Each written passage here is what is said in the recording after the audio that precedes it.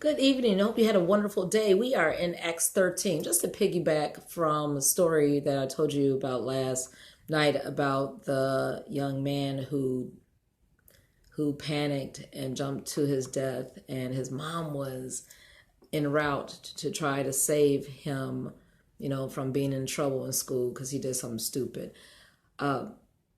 The parents, the family tried to sue Naperville. And the reason why I brought it up is because last week they threw it out. They said that the administrators would not be held liable because he took his own life.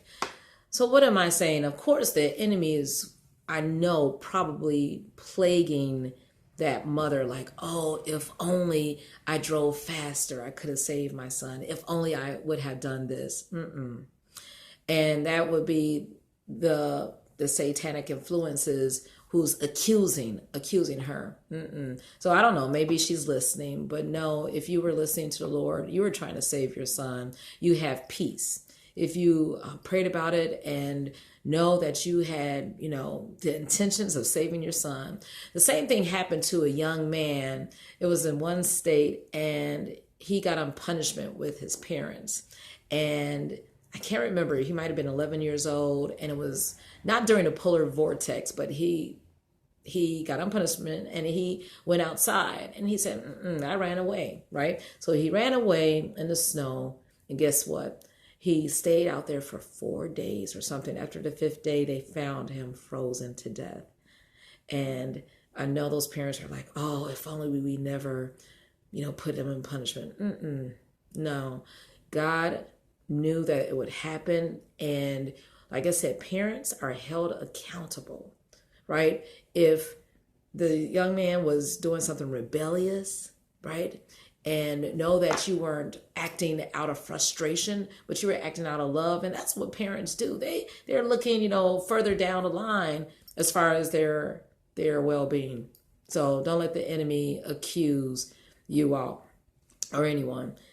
We are in this chapter, and like I said, this is a chapter where the disciples were praying and fasting in continuation from this morning, and they were getting their assignments, right? After that, Paul and Barnabas was separated, and they were sent to different places to preach the gospel. And then they met up with someone who was a sorcerer, filled with the enemy's influence. In verse 10, Saul said, "Oh, you child of the devil, thou enemy of all righteousness." We know that we're going to be confronted with those type of influences out here, especially when you have been set apart, separated, so that you have an assignment.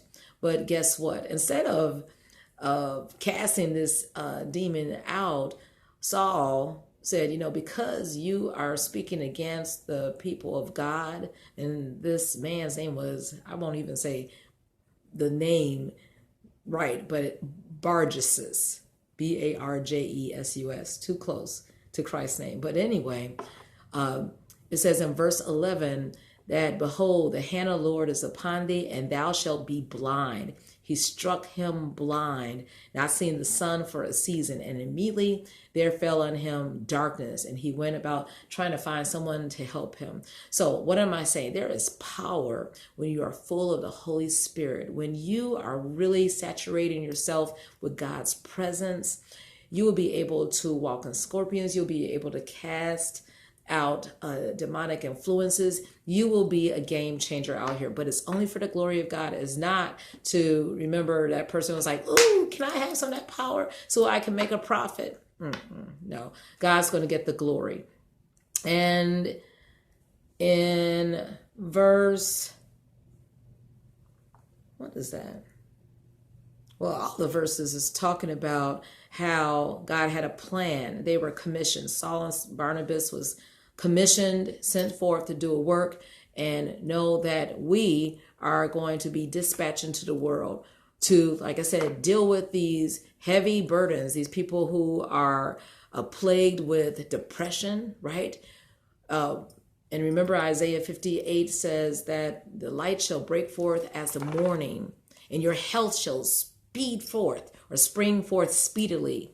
And your righteousness shall go before thee, and the glory of the Lord shall be your rear reward or rear guard. It will protect you. So know that God has so much for us to do when we are consecrated and called out to do his work. Let's be excited because there's so much to do, right? Talking about the crazy shootings on the expressway. What is that? Those are demon-filled individuals just randomly just spraying. What is that? No, we are out here dispatched on assignment. Let's make a difference. I hope you have a great evening worshiping the Lord and get some rest. Enjoy.